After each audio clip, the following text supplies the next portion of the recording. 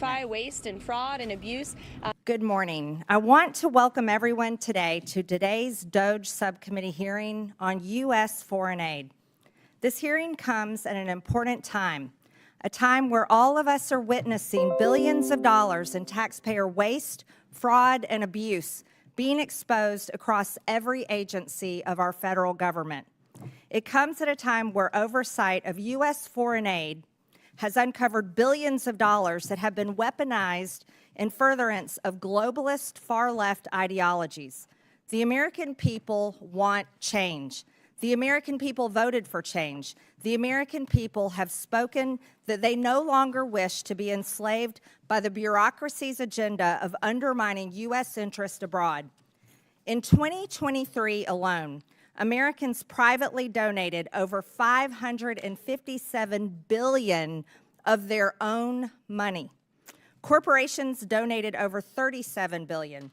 Foundations donated over $103 billion.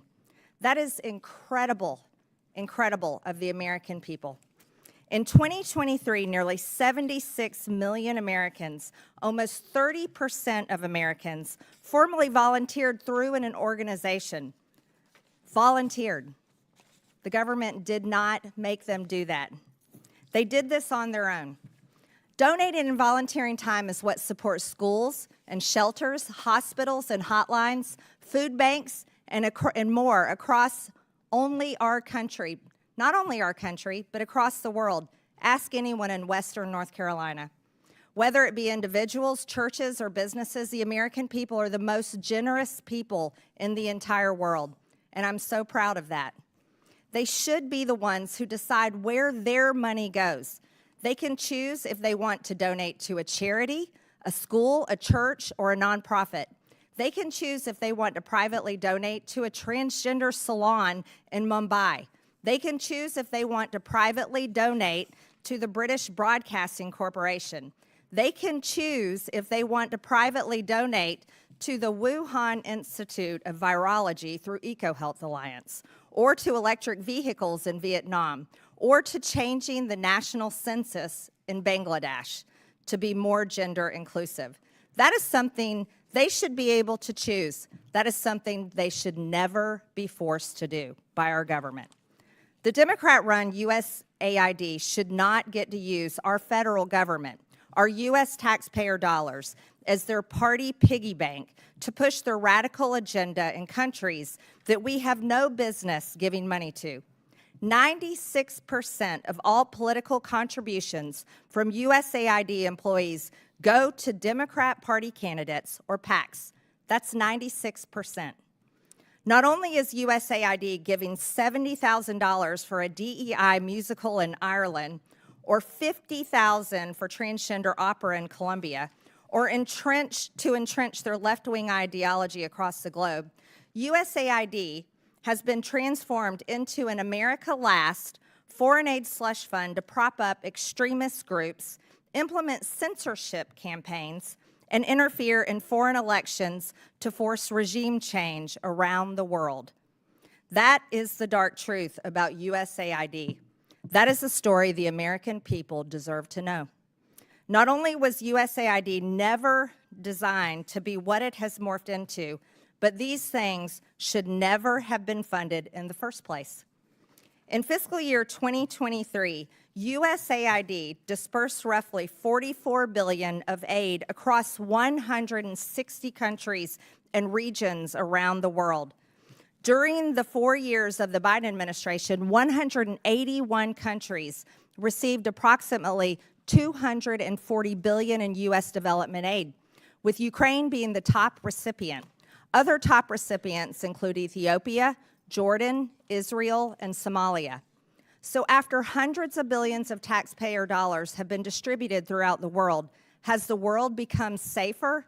No. Has the world become more stable? No. Is the perception of the United States around the globe any better? No. But have some of the most anti-democratic principles like censorship and the canceling of elections been funded through U.S.A.I.D. because of opposition to the ruling regimes? Yes. Has money through U.S.A.I.D. been funneled to terrorist. Yes. Foreign aid from U.S.A.I.D. to the UN, particularly the UN Relief and Works Agency for Palestinian refugees in the Near East, is directly funding Hamas terrorists. Humanitarian relief intended for the Afghan people was diverted to the Taliban. Money intended to support democracy is being used as a slush fund for liberal propaganda supporting terrorist, gender ideology, diversity, equity, and inclusion, climate activism, censorship, and regime change. Do you think this is what the American people think of when they think of foreign aid? Absolutely not. Taxpayer funds have literally been used to undermine U.S. interest and counter American foreign policy goals under the guise of foreign aid. This is unacceptable, and the American people agree. Thankfully, President Trump has taken action to address these issues. The election of President Trump was a clear mandate by the American people that they will no longer tolerate this. He is putting an end to the foreign aid slush fund, ensuring the hard-working American taxpayers' dollars are supporting America First policies and taking care of our own people at home. And we will do the same. With that, I now recognize Ranking Member Stansbury for the purpose of making an opening statement. All right, well, good morning, everyone, and welcome to the Elon Musk Chainsaw Massacre, except for this remake of a classic is terrible because it's hurting real people, and its lead character, Mr. Musk, hasn't shown up in front of this committee or Congress at all. We also, of course, call this the Subcommittee on DOGE, or Project 2025, as we'll see here during the Q&A. So today, in this hearing on foreign aid, which the GOP has called, you're going to hear all kinds of wild conspiracy theories, accusations, and unfounded data. It's designed to confuse and provide cover for Donald Trump and Elon Musk in their reckless gutting of our foreign aid and our reordering under the Trump administration of international affairs. But before we dive into the details, I want to zoom out and provide some critical context here about why this is happening. So first of all, let's talk about what happened over the last 2 weeks as the administration took an abrupt about-face in international relations after 64 years of U.S.A.I.D. and supporting our allies in Europe, turning its back on long-standing allies and now suddenly embracing and enabling U.S. foreign adversaries. Let's do a little oversight here. Last week, the administration shocked the world as the vice president took to the global stage and addressed European leaders and informed them that the Trump administration believes that the greatest threat to Europe is not the autocratic leader who invaded our Western ally 3 years ago and committed war crimes and atrocities against the Ukrainian people and threatened Western democracy, but instead the VP said it was, quote, a threat from within. He then snubbed our German allies and, in an unprecedented move, tacitly endorsed and then met with a far-right candidate from the German parliament who Elon Musk has spent months backing. This is a party that is so extreme that even conservatives in Germany will not form a government with them. Then, over the weekend, Donald Trump went on a wild rant on social media, embracing Vladimir Putin and repeating Russian propaganda, trying to rewrite history and falsely claim that Ukraine started a war against its own people. Then, on Monday, Trump had the United States of America vote with Russia, North Korea, and China as 4 of the only 8 countries in the world voting in the UN against a resolution supporting Ukraine and affirming Ukraine's sovereignty. When you think about what this means in the context of American history, it's truly astonishing. That same day, which was only 2 days ago, the administration announced that they would proceed with firing another 2,000 U.S.A.I.D workers, even as a court ruled that the administration's dismantling of the aid organization is illegal. And interestingly, one of the main opponents of U.S.A.I.D programs is Donald Trump's buddy, Vladimir Putin. Why? Because among the programs that the U.S. was funding before the funding was frozen was aid to Ukraine, including safe houses on the front lines, a free and open press to help keep people informed what was happening in the war, not to mention refugee resettlement in the United States. U.S.A.I.D was also engaged in democracy building in Eastern Europe and the Balkans, especially with the fall of the U.S.S.R. Of course, Mr. Putin didn't like that either. And these investments have been totally decimated over the last several weeks. Over the last 5 years, U.S.A.I.D has funded international aid to 212 countries around the world to promote international peace and security, to help maintain stability, and ensure that we are making good on America's promises. These investments are a fraction of the cost of weapons and defense, and the U.S. in the process is able to help promote national security, stop global pandemics, prevent hunger and mass migrations, and make the world and the United States a safer place. So when we hear conservative allies of Donald Trump repeat wild and unfounded claims about international aid, and we see a coordinated attack by conservative media, think tanks like those who are here today, members of Congress, the administration, we have to ask ourselves, what is really going on here, folks? Why the hell are they so hell-bent on dismantling an organization that has been so vital to American interests and Western democracy for so long?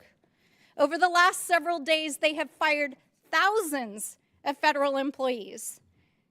It really does make you wonder, doesn't it? And by the way, while they've been doing that, China has actually moved in already to places in South Asia that had their funding cut and is beginning to replace American diplomacy and aid in those places. So as we listen to this hearing today and hear from our witnesses, which I look forward to, I hope that we can get to the bottom of what is actually going on here today. And with that, I look forward to hearing the testimony.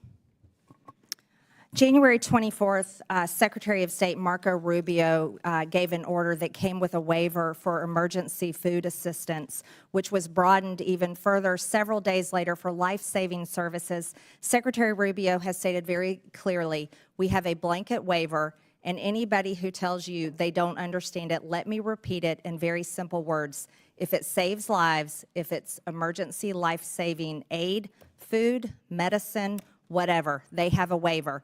I don't know how much clearer we can be, and if we're not applying it, then maybe we're not a very good organization, and maybe they shouldn't be getting any money at all. Additionally, in-kind food assistance purchased from U.S. farmers is continuing. I'm pleased to introduce our witnesses today. Max Primorak is a senior research fellow at the Heritage Foundation's Margaret Thatcher Center for Freedom. He has more than 30 years of international work experience, including as acting chief operating officer at U.S.A.I.D. and as a U.S.A.I.D. contractor. From 2018 to 2019, he was an administration envoy to Iraq, overseeing a $400 million genocide recovery initiative to facilitate returns of Christians and other persecuted religious minorities. Greg Roman is the executive director of Middle East Forum. He is a frequent commentator about Middle East affairs on both national and international news channels and studied national security and political communications at American University and Interdisciplinary Center in Herzliya. Tyler O'Neill is senior editor at The Daily Signal and author of The Wokedopus, The Dark Money Cabal Manipulating the Federal Government. He is a writer and commentator on federal policy and has appeared on both local and national news outlets. Finally, Noam Unger is the Director of Sustainable Development and Resilience Initiative at the Center for Strategic International Studies and a Senior Fellow with the Project on Prosperity and Development. He has served at both U.S.A.I.D. and the U.S. Department of State. Again, I want to thank all of you for being here to testify today. Pursuant to Committee Rule 9G, the witnesses will please stand and raise their right hand. Do you solemnly swear or affirm that the testimony that you are about to give is the truth, the whole truth, and nothing but the truth, so help you God? Let the record show that the witnesses answered in the affirmative. Thank you. You may take a seat. We appreciate you being here today and look forward to your testimony. Let me remind the witnesses that we will have read your written statement and it will appear in full in the hearing record. Please limit your oral statement to 5 minutes. As a reminder, please press the button on the microphone in front of you so that it is on and the members can hear you. When you begin to speak, the light in front of you will turn green. After 4 minutes, the light will turn yellow. When the red light comes on, your 5 minutes have expired, and we would ask that you please wrap up. I now recognize Max Primorak for his opening statement. Madam Chairman, thank you for this opportunity to testify before this very important subcommittee. The views I express here today are my own. Over the past few weeks, indeed, we have been treated to a daily litany of examples of waste, fraud, and abuse of taxpayer-funded foreign aid. U.S.A.I.D. and the State Department used foreign aid as a global platform to push radical and even obscene ideas that have shocked and angered the American people. One cannot help but ask, was there anyone in the room raising their hand to say, this is not a good idea? This might cost us our bipartisan support in Congress. We might lose the trust of the American people. Yes, foreign aid should be a tool to advance our national security interests. In the past, it did. Today, it does not. Frankly, it has been doing harm. While spending more on aid, there is more world poverty and hunger today, more political instability, and developing countries are more beholden to our adversaries. At U.S.A.I.D., I co-chaired an interagency working group that put all aid projects through a counter-China lens. That was dismantled. Instead, the Biden administration wasted billions of dollars on a global green agenda that forced poor countries to rely on China for their energy needs. These countries sought more trade with and investment from the United States to bind our countries closer together. Instead, they got transgender, diversity, and abortion programs that have alienated billions of people. Despite what we hear in the media, there is no linkage between how we do aid and our national security. South Africa has received billions of American aid dollars, yet is China's main Africa partner. South Africa is the S in BRICS. It supports Hamas and Iran and opposes us at every turn at the United Nations. Last summer, Mozambique and Tanzania, other large aid recipients, conducted 2-week military exercises with the People's Liberation Army, expanding Communist China's power projection to the lip of our Atlantic Ocean. 19 of the top 20 U.S.A.I.D. recipients are members of China's Belt and Road Initiative. While acting Chief Operating Officer at U.S.A.I.D., I approved strong vetting policies for our humanitarian assistance in countries swarming with terrorists. That, too, was ignored by the Biden administration. Vast sums of U.S. money have been diverted to fund terrorists in Gaza, Syria, Yemen, and Afghanistan. NGOs have been hit with heavy fines for violating our anti-terrorism financing laws. But closer scrutiny is warranted, for the problem is endemic in the aid culture. Last year, U.S.A.I.D. launched its $45 million Global Civil Society program based on the social theories of an Italian Marxist. Literally, we have been funding radical NGOs around the world that oppose capitalism, democracy, NATO, and Christianity. None of this is counter-China. This is counter-America. Again, a resounding yes that foreign aid can be a powerful tool of diplomacy to promote freedom, prosperity, and peace in accordance with our national interest and our values, but not as an instrument of progressive imperialism.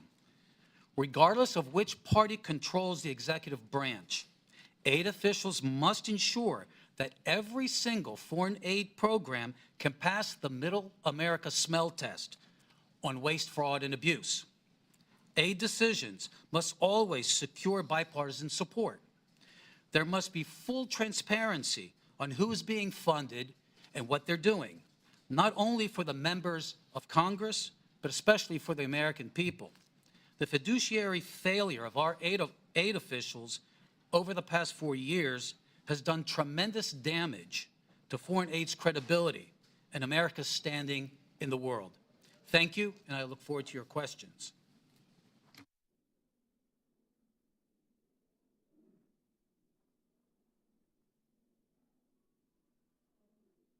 Thank you. I now recognize Greg Roman for his opening statement. Madam Chairman, ranking member, and distinguished members of this committee, thank you for the opportunity to speak today. My name is Greg Roman, Director of the Middle East Forum, and I'm here because there's a fox loose in the henhouse of our foreign aid system, a system intended to uplift lives abroad that instead has funneled millions of taxpayer dollars to radical and terrorist-linked organizations. If we don't fix these fences now, we risk fueling violence against our allies, our troops, and potentially ourselves. Let me be clear.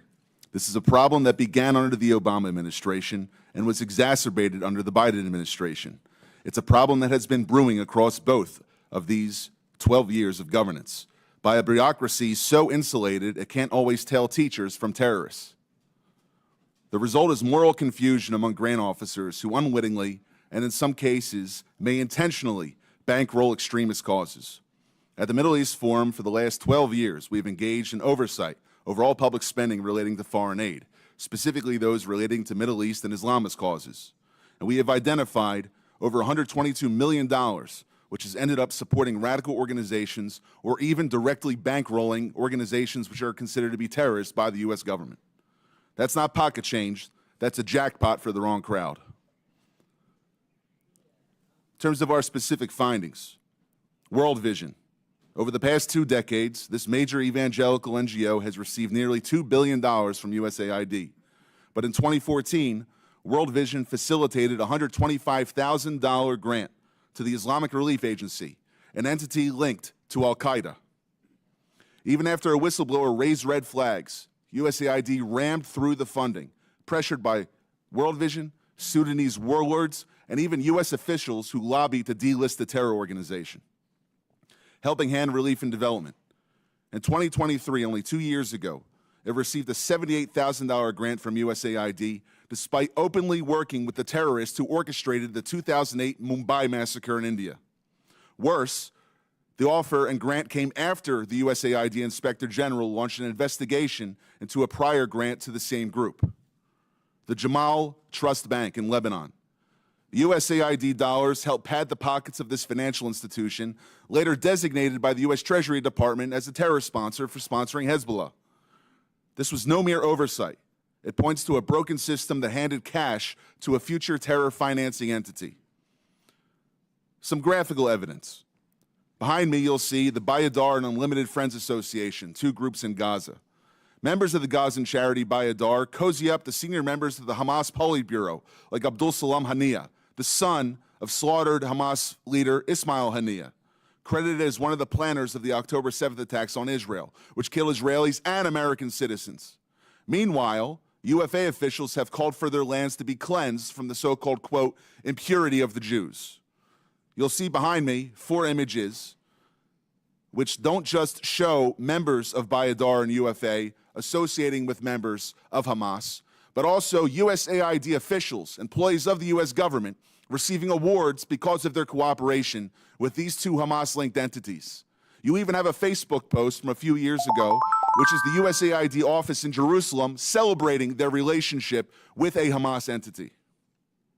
I can't find anything more disgusting. And as the ranking member said, we're looking for evidence. This is not a conspiracy. This is a U.S. government communication. Lastly, masking the money trail. Billions of dollars in USAID grants are lumped under miscellaneous foreign awardees, making it impossible for Congress, the media, or the public to track who's really getting the funds. According to public testimony in another hearing in this Congress, a portion of this money has ended up in the hands of al-Qaeda affiliates in Syria. How does this happen? The oversight conducted by USAID is as weak as a house of cards in a windstorm, like handing out cash in a dark alley and hoping it doesn't buy trouble. USAID's vetting system is archaic, relying heavily on self-reported data with no real-time checks or teeth. Primary grantees are entrusted to vet their own subcontractors, even when those grantees themselves might sympathize with radical causes. In places like Gaza or Sudan, groups with blatant extremist affiliations slip through because the so-called gatekeepers have no incentive or even an ideological desire to shut them out. This isn't a glitch. It's a feature of a broken system. And here's the kicker. It's a problem caused by bureaucrats, now threatening American interests at home and abroad. It's not just about fraud, waste, and abuse. This is a threat to American national security and potentially criminal, and this committee should take action to ensure that the Department of Justice acts on it and does everything in Congress's power to not just investigate, but refer criminal actions to the proper authorities. Thank you. Thank you, Mr. Roman. I now recognize Tyler O'Neill for his opening statement.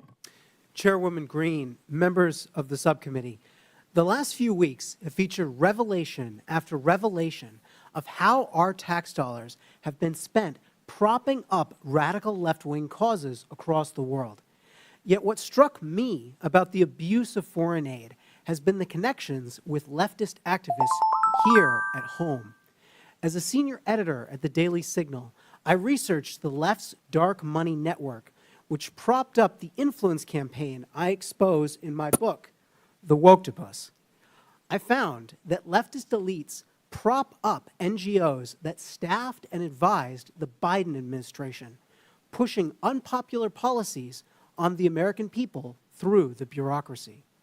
In my remarks, I will present 3 examples of how the left's dark money network intersects with just one agency focused on foreign aid, the U.S. Agency for International Development. The views I will express in this testimony are my own. The left's dark money network features George Soros and his Open Society Foundations, the Tides Foundation, and the network of nonprofits established by Arabella Advisors. Right here. These groups, which you can see on this chart, funnel cash to DEI, transgender, and climate alarmist causes, divisive issues that the Biden administration prioritized over addressing the concrete needs of the American people. The left's dark money network has deep ties to USAID, which has rightly received renewed scrutiny under DOGE and after Elon Musk shined a light on it. While the Open Society Foundations has stated that it does not receive funds from USAID or direct USAID's spending, the Soros-founded nonprofit has a long history with USAID. In 2001, the Soros Foundations Network, which became Open Society, listed USAID among its donor partners. Open Society and USAID have jointly funded the Organized Crime and Corruption Reporting Project, a news outlet that attacked conservatives for, you guessed it, criticizing Soros. Open Society and USAID also jointly fund the East-West Management Institute. Among other things, the institute launched court changes in Albania that critics allege resulted in the prosecution of Albanian opposition leader Sali Berisha, silencing the opponent of the country's socialist prime minister. Open Society has hired at least 5 former USAID staff, including at least 1 high-level official who worked at USAID providing services amid political transitions in foreign countries. Former USAID Administrator Samantha Power met at least twice with Open Society leaders. USAID has directly funded a different organization in the left's dark money network, the Tides Center. The agency has awarded more than $27 million in grants to the center. You'll find the Tides Foundation right here. The Tide Center has funded many of the leftist groups that influence the Biden administration, and it also operates its own in-house nonprofit called Palestine Legal, which represents anti-Israel rioters in court and gives them legal advice.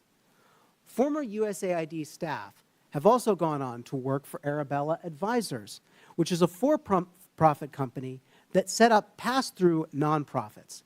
These groups allow donors to support specific projects without being associated with these projects. One of the nonprofits, New Venture Fund, set up a secretive group called Governing for Impact.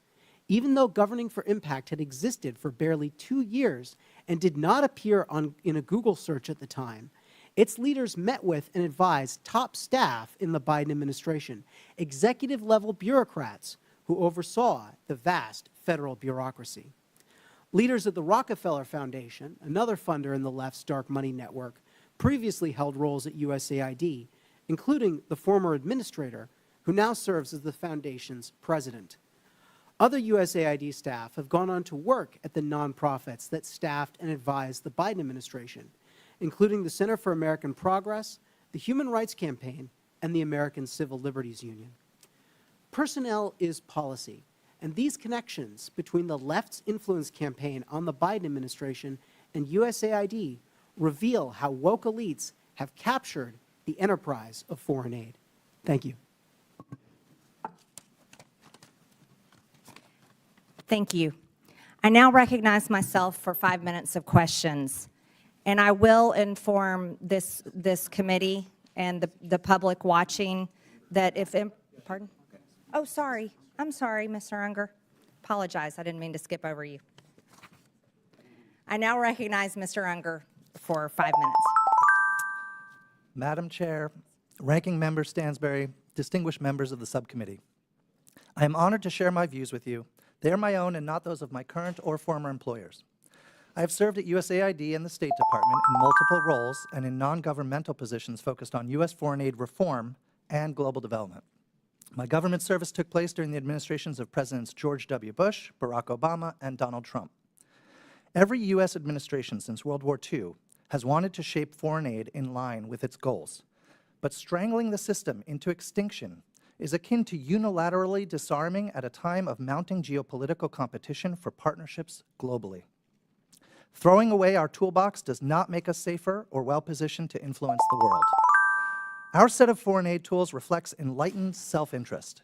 With it, the U.S. countered communism and enhanced the education, farming productivity, and health of people around the world while also saving lives.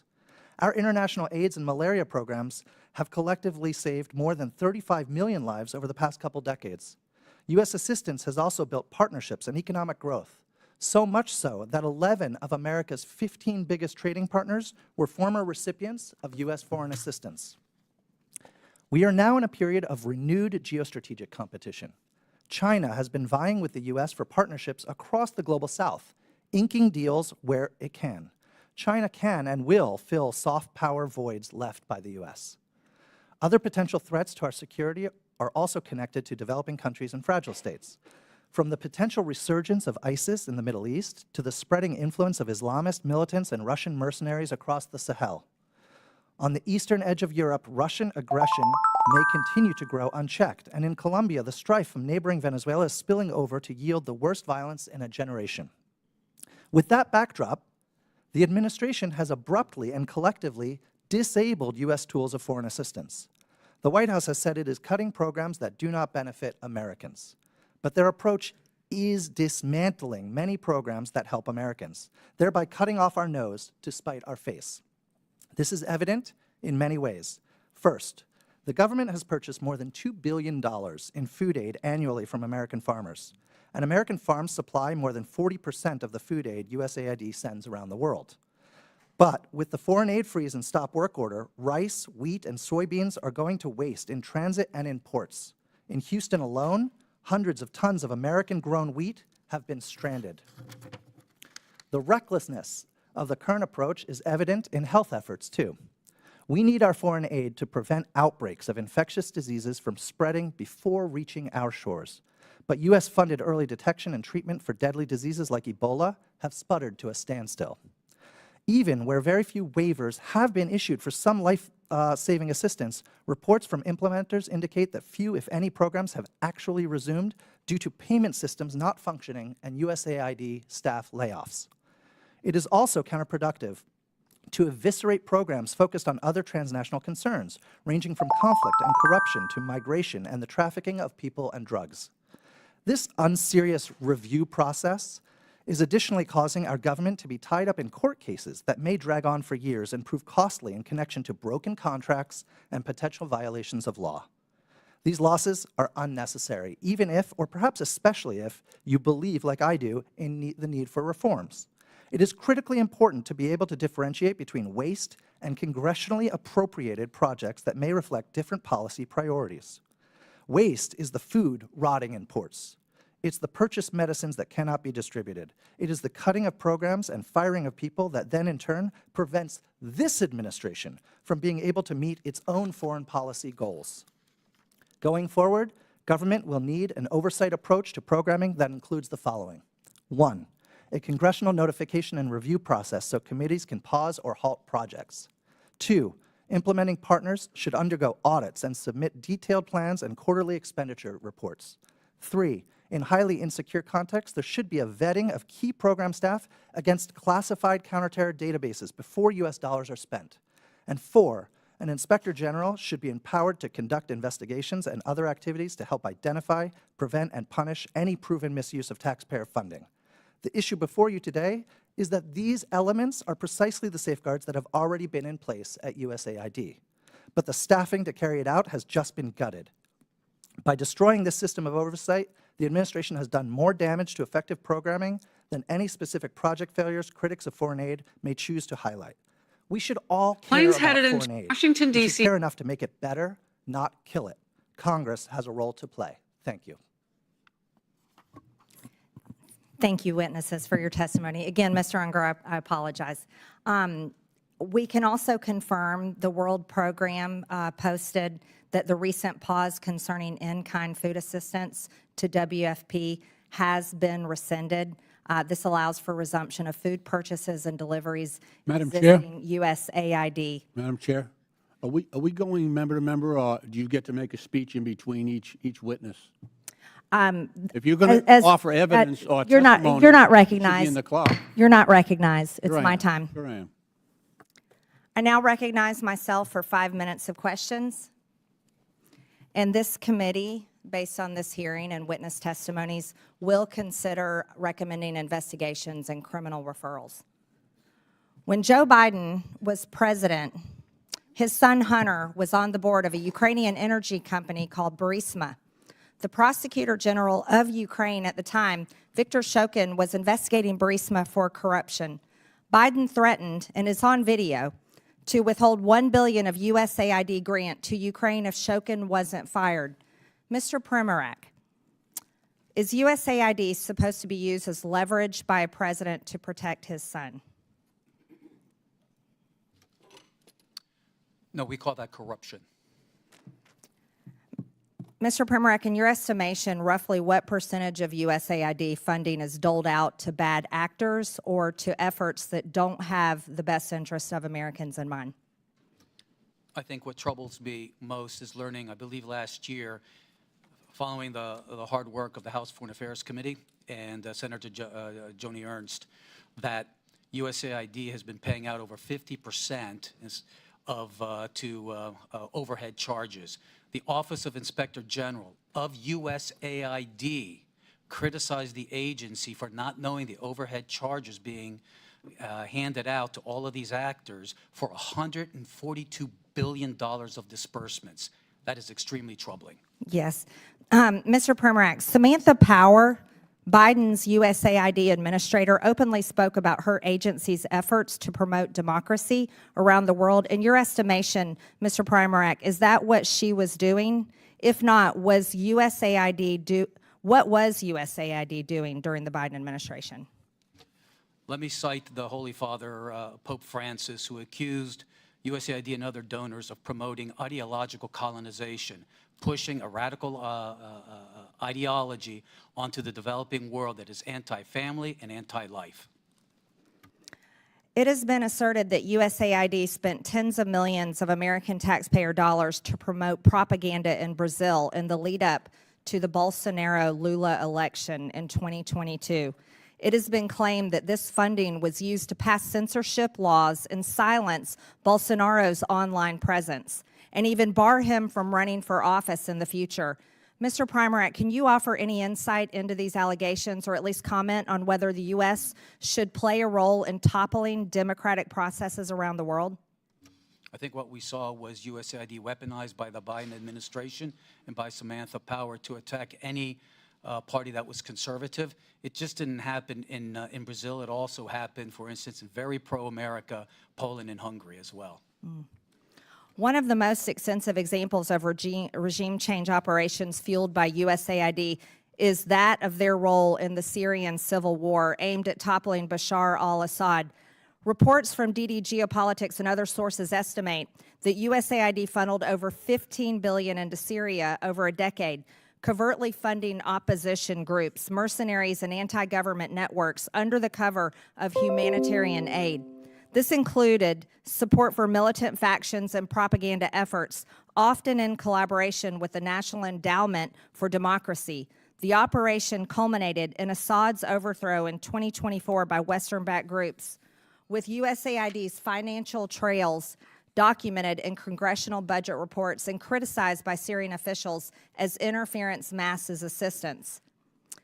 Mr. Roman, do these kinds of activities carried out by an American agency make Americans safer at home, or do they risk embroiling us in more deadly and costly foreign conflicts?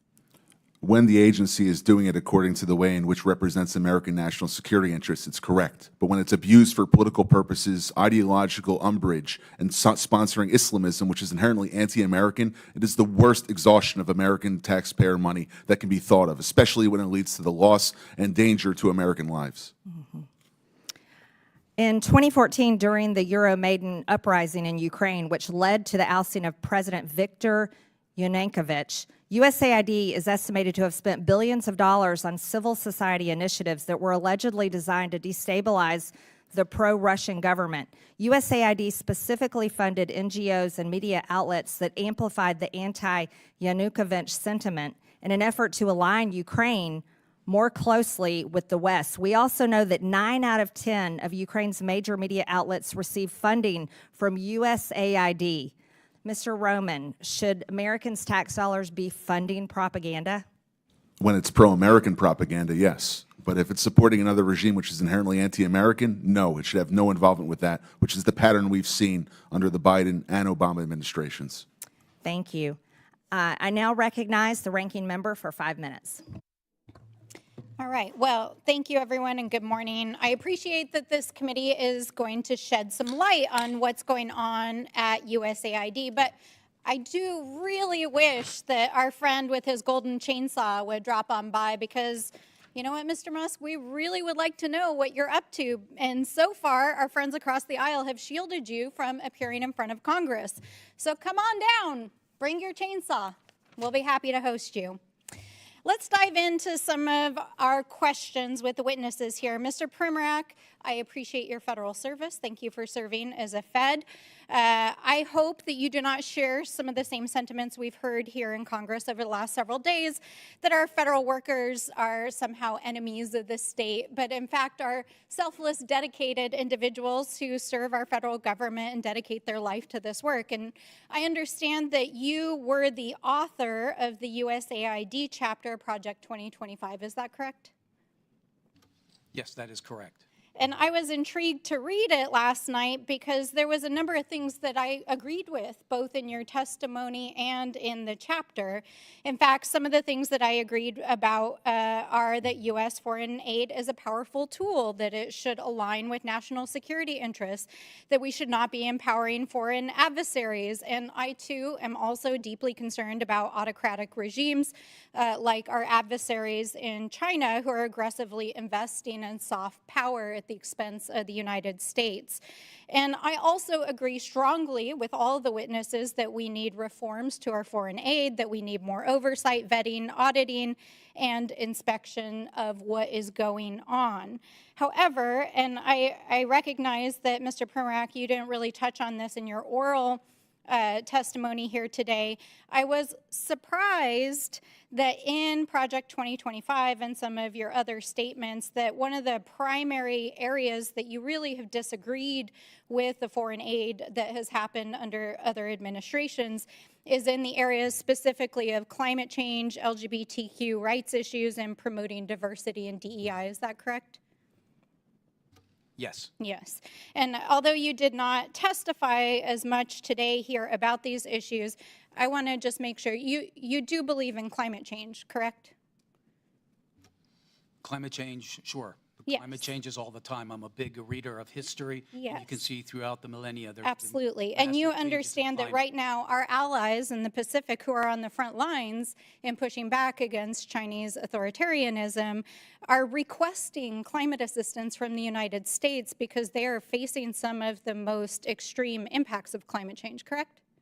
According to U.S.A.I.D. Just document, a yes or no, sir. You there's been a understand drop that of about our Pacific 99% allies, right? of people killed by climate change, 99% drop. Sir, the So it's not question is, radicalism, do it's good you infrastructure. understand that our Pacific allies, who we have defense agreements and compacts with, are asking the United States for climate assistance as for the exchange to provide a place for the United States, for example, to push back against Chinese authoritarianism? You understand that, correct? Yes, under Trump, Yes. we were Okay, helping so those that is islands. why we are involved in providing financial assistance and foreign aid around climate change, in addition to the fact that it is a global threat. Now, I understand that you also, and I'm not even going to use the language here because I very much disagree with it, but I just want to ask, you agree that LGBTQ people exist and have human rights, right? Absolutely, we were doing that under Trump 1. And you also agree that our governments and our institutions should look like and reflect the people that they represent, especially overseas? It's part of being able to actually engage with foreign governments, correct? If we want to do counter China, there's nothing more that has I'm alienated asking billions you a of very people than pushing straightforward an question. ideology that they resent. Okay. Well, I see that you're not interested in engaging in the conversation. And while we can agree to disagree, I'll take this as a difference in values, maybe worldview. But I just want to point out here that this perfectly aligns with what the Trump administration is doing in trying to gut programs around diversity, equity, inclusion, supporting LGBTQ rights and human rights overseas, and climate change, and helping our allies overseas. And this is not waste, fraud, and abuse. This is a different worldview. You can't just call something waste, fraud, and abuse because you disagree with it. Now, Mr. O'Neill, it's nice to see you here again. Oh, I am out of time, and I will circle back. Thank you. I now recognize the gentleman from Texas, Mr. Cloud, for 5 minutes. Thank you, Chairwoman, and I appreciate you holding this hearing. I appreciate you witnesses for being here. It's been astonishing to watch. We already knew that there was a tremendous amount of waste, fraud, and abuse in our federal government, but to watch over the last few weeks as the extent and egregiousness of it has been revealed. I've said a number of times how aggravating it is that this government is forcing the American people to pay for the demise of their own country. We've seen this a number of times, especially in how foreign aid is treated. And much of this funding, we're realizing now, as Mr. O'Neill has pointed out, we're uncovering is the world's largest money laundering scheme in history. And so I would like to think that if these kind of things were put to a vote, that our friends on the left wouldn't vote to support a pickle maker in the Ukraine, or to have transgender operas in other countries, or to send people to Paris Fashion Week and the like. I would like to think if that was a vote, that would also get a no vote on the other side of the aisle, that this is stuff that is not necessarily, the taxpayer dollars shouldn't be funding.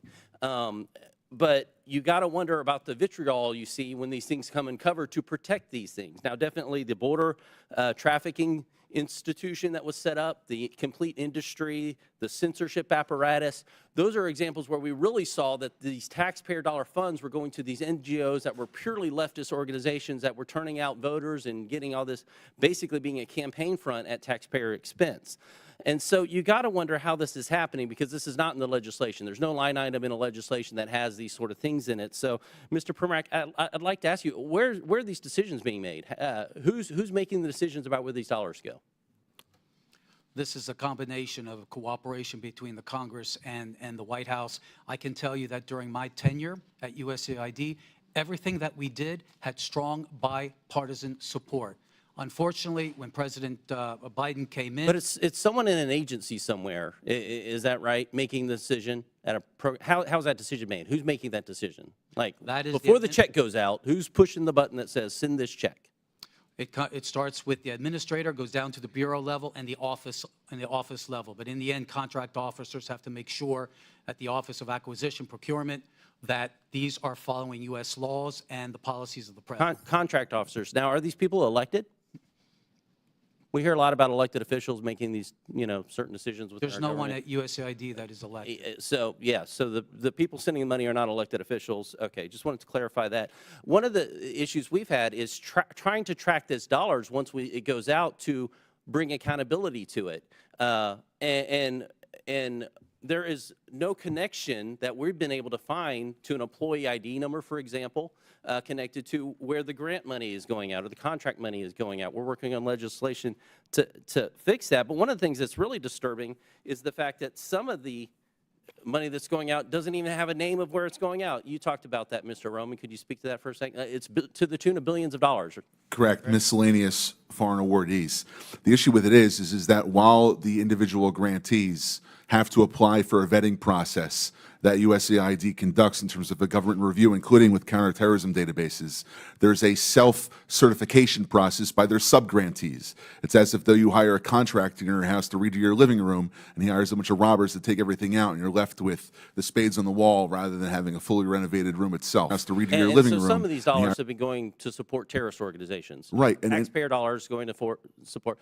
Now, what would happen if we found a business that was funneling money to the Taliban? They would be indicted, they would be charged, go before trial, and go to jail for a 20-year sentence for money laundering or for material support for terrorism. So this is one of those cases where it's only legal if the government's doing it? Right. In the opening chairman's remarks, she was saying that this is about fraud, waste, and abuse, and if it was anyone else, it's as if though a private citizen can't do this, but if a U.S. government agency or bureaucrat wants to give money to a terror organization, it's okay. Yeah, I find that atrocious. I think the American people do too. Mr. Pribrack, I want to touch on one thing because I've talked to ambassadors across the world, and you hear this. We'd like to align ourselves with the United States. We don't want to align ourselves with China, but when we're talking to China, they're talking roads, bridges, infrastructure, those kind of things. Things we traditionally know as soft power, but right now when they're talking to the United States, what they've gotten from our State Department over the last few years is social reengineering. Many of them have come to say, our nation espouses Judeo-Christian values. They don't. And even as I talk to pastors across our country who are working to send millions into missionaries, their eyes in Christian universities to understand the fact that our State Department is actually sending billions to counteract those ideals. Could you speak to that? You can quickly answer, and we have to move on. I've spoken to many foreign African officials, for example. When they're meeting with Mr. Blinken, they were ready to talk counter-genocide. Instead, they got to social reengineering. Okay. I now recognize the gentleman from Massachusetts, Mr. Lynch, for 5 minutes. Thank you, Madam Chair. First of all, I want to thank the witnesses for helping the committee with its work. I've been here a while, so I was here actually when President George W. Bush was confronted with wars in both Iraq and Afghanistan.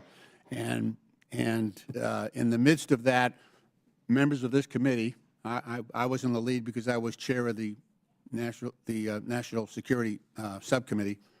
We went to Iraq and Afghanistan, and we vetted some of the billions of dollars that the President spent over there. Some of it was wisely spent in the best interest of protecting our sons and daughters in uniform. Others purely wasted that I think fell into the hands of our enemies. I think that has been true of every administration that has tried as they might to strengthen America's national security by investments abroad. I do want to say that what troubles me greatly is that now we have a cessation of all foreign aid. And, you know, just take Ukraine, for example. You know, I know it's been $174 billion in aid from the U.S. to Ukraine. But it's important to note that that $174 billion, most of it was spent here in the United States and paying defense workers and defense contractors and putting Americans to work. 90% of that on the defense side. And then when you look at the grain shipments that we have made, not only to Ukraine but to others, because obviously their agricultural systems are inoperable right now, those are American farmers. And, Madam Chair, I would like to ask for unanimous consent just to submit this article from the Associated Press entitled "The U.S.A.I.D. Shutdown is Upending the Livelihoods of Farmers and Other Americans." Without objection. Thank you, Madam Chair. So, and what also troubles me is that now we have a president saying that Ukraine started the war. And, Mr. Ullman, you're a really smart guy. You're up on this stuff. You pay attention. Do you seriously believe that that Zelensky invaded Russia? Okay. No, sir. Okay. I'm just happy to hear say that. I expected that, but look, members on this committee, some are new, so some weren't there, but we all sat in classified briefings for months where our defense and intelligence personnel would brief us and say, okay, this week Vladimir Putin is moving his armored divisions from Vladivostok in eastern Russia 4,000 miles and positioning them in front of the Ukraine border, anticipating an invasion. And then, you know, afterwards, after the invasion, actually 2020, I think it was, Putin took credit, said, I ordered the special operation against Ukraine. And yet, you know, we have a president saying the opposite. He's saying that Ukraine invaded Russia. They started the war. And it's just, you know, to restate Mr. Primarak's question, was there one Republican in the room that raised their hand and said, no, Mr. President, no, Mr. President, that is a lie. That is false. I didn't hear anything. Not one of my colleagues corrected the president and stood up to him and said, no, Mr. President, no, Mr. President. It was Russia. It was Russia that started that war. They invaded Ukraine, and it's right for the U.S. to stand with Ukraine and their people. I didn't hear any of that. That's what troubles me. You know, I had instances where I agreed with George W. Bush on some things, and I had plenty that I disagreed with. But you know that's Congress's role here. That's our job, to call out the truth to power.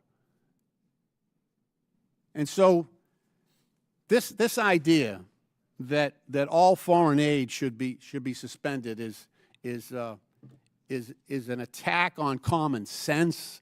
It's an attack on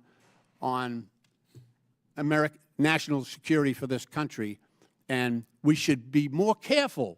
I agree. Let's look at the areas where we're spending foreign aid in an area and in a way that is good for U.S. national security, and let's get rid of the stuff, some of it you've already pointed out, that is not in our central interest. That's a good process that I would like to engage in. Thank you, Madam Chair. I yield back. I now recognize the gentleman from South Carolina, Mr. Timmons, for 5 minutes. Thank you, Madam Chair.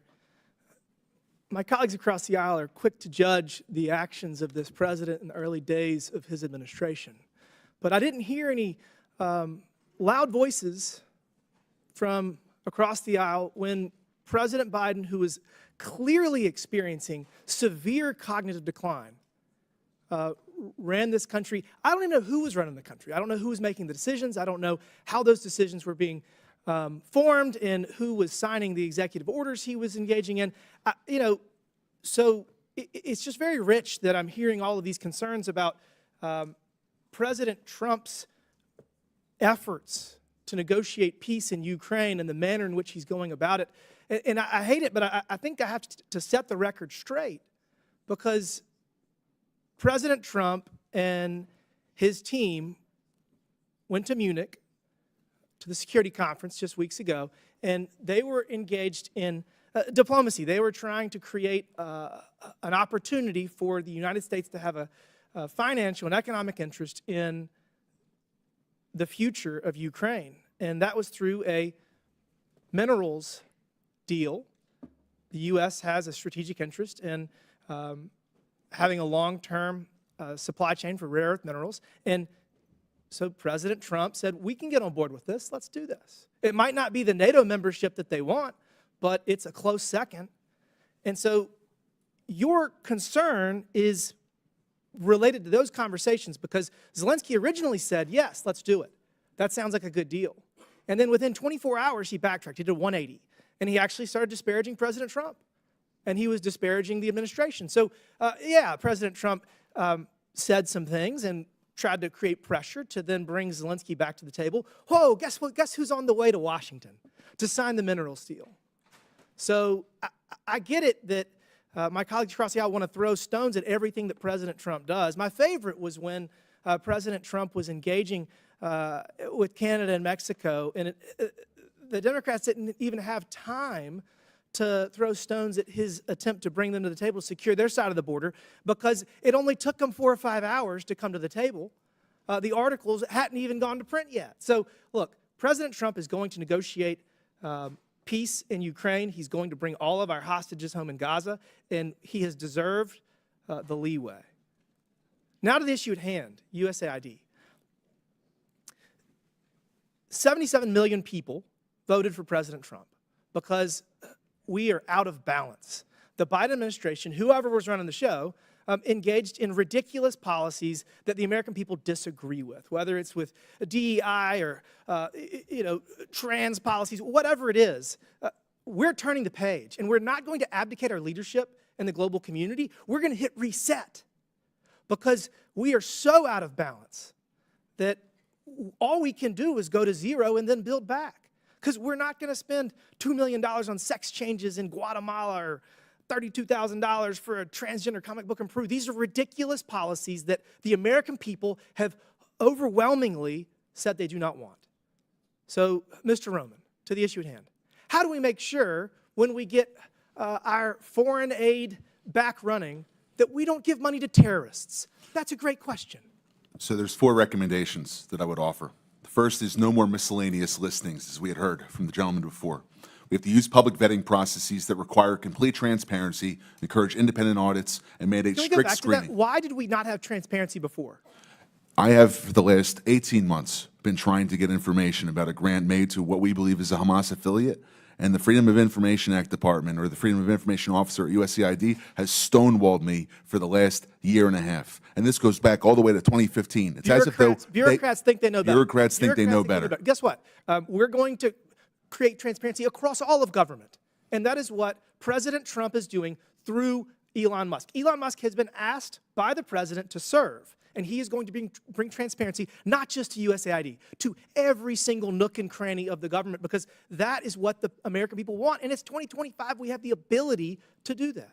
Mr. Roman, continue. What else can we do to make sure? I'll go quick. I know we're limited. Stronger accountability mechanisms, clawback provisions, stiff penalties for misuse, criminal investigations if you go towards the terrorism financing. The State Department, under Secretary Rubio's review, must have a roadmap for better oversight. And lastly, the legislature must give teeth to its funding bills. We have to be able to have robust penalties, transparency mandates, and real-time oversight tools, rather than waiting 3 years to get reports from contractors when they've already committed the violation past the statute of limitations. I'm out of time. We all know sunlight is the best disinfectant, and that's the path forward. With that, Madam Chair, I yield back. Thank you. A member of the public audience made an obscene gesture. It was caught on camera to a member of Congress. I would like to remind everyone in the hearing room to follow the rules of decorum. Capitol Police will now remove the offender, and I expect members of the audience to maintain decorum.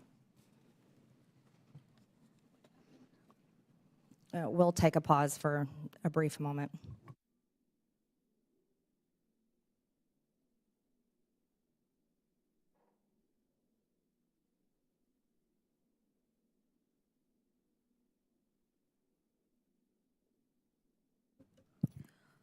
Point of order or a point of clarification, Madam Chair. Okay. Well, never mind.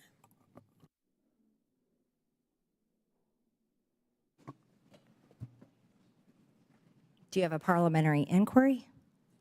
Nope. Okay. I'm okay now. Okay. I now recognize the gentleman from California, Mr. Garcia, for 5 minutes. Okay, well, thank you to our ranking member, our chairwoman, and I want to thank our witnesses for also for being here today. Thank you all for joining us.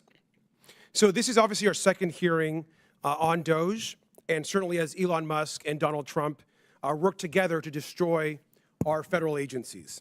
Now, a lot has happened in just the last few weeks since DOGE has been off rating the federal agencies that we care so much about.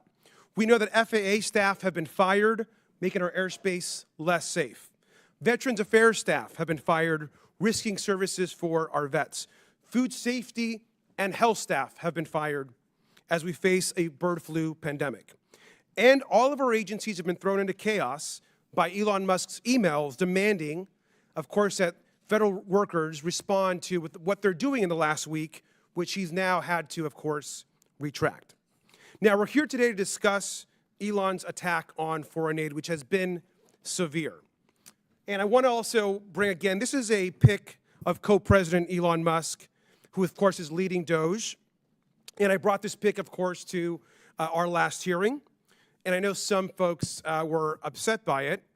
But just to be clear, we know that Elon Musk is dangerous, he's incompetent, he's chaotic, and he's killing programs that we rely on. We know that he's helping to push through massive cuts to Medicaid that could rip health care away from millions. He's pushing tax cuts that will benefit him and his billionaire friends. And he is causing real harm to federal workers. Now, some of Mr. Musk's most damaging actions have actually been towards U.S.A.I.D, which we're discussing today. Over 14,000 adults and 1,500 infants have now been estimated to have possibly died because of the Trump administration's attack on AIDS treatment programs that are actually ongoing, as we know. They're hurting real people and damaging our national security. Now, if you look at this chart, and you look at all spending in the government, and you want to look at foreign aid, of course, of which U.S.A.I.D is a part of, it's less than 1% of our total budget. U.S.A.I.D spends around $40 billion per year. Around $40 billion per year of this entire federal budget. Meanwhile, other parts of the budget, including, for example, the Defense Department, spend almost 16% of all federal spending in fiscal year 2025. In fact, about half of other discretionary spending in this chart. Now, the Department of Defense is the only agency to never pass an audit. U.S.A.I.D actually passes audits all the time. And yet we're attacking the one agency that actually is able to pass an audit while we leave untouched the agency, of course, that can't even pass an audit. Last year, the Department of Defense failed to account for 63% of its assets. Trillions of dollars worth of equipment haven't been properly documented. And it's not just their failure to pass an audit. I want to just quickly ask about some key programs that are over budget and behind schedule. This, of course, we know here is the F-35 fighter jet. Will cost us $2 trillion over the course of its life cycle. These planes are often delivered late. They often cannot fly. And right now, we know that the F-35 is $183 billion over budget. Mr. Unger, which is more, the $183 billion cost overrun of the F-35 or the entire U.S.A.I.D budget?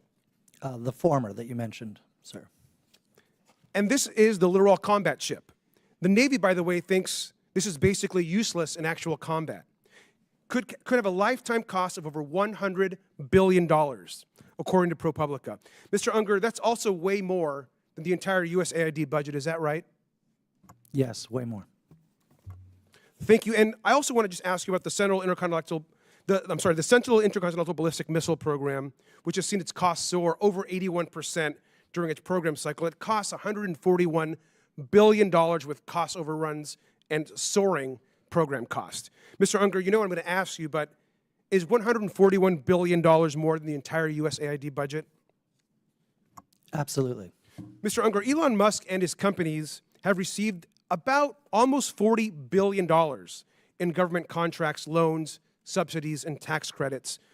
That amount, that roughly $40 billion, is basically enough to run U.S.A.I.D. for an entire year. Is that correct, Mr. Unger? That is correct for U.S.A.I.D.'s budget and the programs that it manages. The majority isn't talking about Elon Musk programs or asking them here to testify. They're attacking U.S.A.I.D. and are supporting a billionaire who gets richer every single day. We got to push back every single time, and with that, I yield back.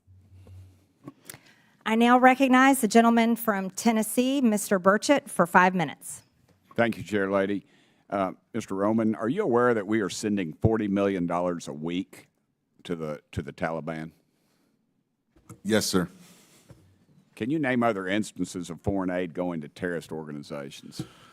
We have assisted al-Shabaab in Somalia. There's been instances of the Khamsi network in Sudan, Hamas, Islamic Jihad, Hezbollah, Kata'iba Hezbollah, Hayat Tahrir al-Shams in Syria. Dozens of terror organizations have received indirect assistance from U.S. foreign aid. Could you elaborate a little bit on the mechanisms in place that are to stop foreign aid from going to terrorist groups, and why are they not working if we have any in place? Sure. And I would note that these are, you notice these are terrorist weaponry. You see some AKs, SKSs, some snipers, some clips, some clip carriers probably made in China, and I believe these are small landmines here beside right there. Let's use Gaza as our case study. $2.1 billion in American taxpayers' money to Gaza since October 7th when Hamas invaded southern Israel. U.S.A.I.D. money was going in terms of an emergency use authorization to try to go to parties that U.S.A.I.D. formerly had a relationship with in the Gaza Strip. They had to have been vetted by OFAC. They should have been vetted against the special designated terror list from the State Department and from other Treasury organizations. Waivers were granted because they said that there was an emergency use to have that money come in to Gaza, thereby jettisoning the usual typical screening procedures. As a result, 90% of aid that was going from the United States by way of its agents in Gaza ended up in Hamas-controlled areas. And this is ridiculous. Essentially, what the U.S. assistance to Gaza did was underwrite the ability for Hamas to survive until the ceasefire was just passed a few weeks ago. There was no strategic thought for it, and there was no screening. Seems like the emergency might have been armed terrorists to kill civilians. Would that be accurate? That's accurate, and even more than that, Samantha Powers, the administrator for U.S.A.I.D., was intent on having Israel not be able to defend itself. To not be able to defend it. Correct. Mr. Primorak, is that correct? How do you say that? Primorak? I got Burchett, man. Nobody gets mine right, so don't worry about it. What is it, Primorak? Perfect. All right, thanks, brother. How did terrorists exploit our foreign aid loopholes? Well, we have a lot of our international. Can you pull your mic up? I'm sorry. Can you hear me? Yes, sir. You have international NGOs and UN agencies actively lobby here in Washington, D.C. against vetting policies that would prevent it. I was the senior vetting officer at U.S.A.I.D. And what we did. Did you say United Nations is doing this? The UN? Sure, everybody who's getting money lobbies here. That they're lobbying against us. I'm sorry, Mr. Roman, There's actually someone who used to work for one of those lobbies, the largest NGO lobby, Interaction. One of our co-witnesses here worked for them from 2018 to 2023. U.S.A.I.D. effectively self-funds its own external private lobby that then goes back to Congress and asks for more money for U.S.A.I.D. So the taxpayers fund this lobbyist who's working against American interests. Correct. Possibly killing our allies and possibly Americans. They bring together groups in Washington that overseas work with groups that kill Americans. Yeah, I don't need a flow chart to show that. I appreciate it.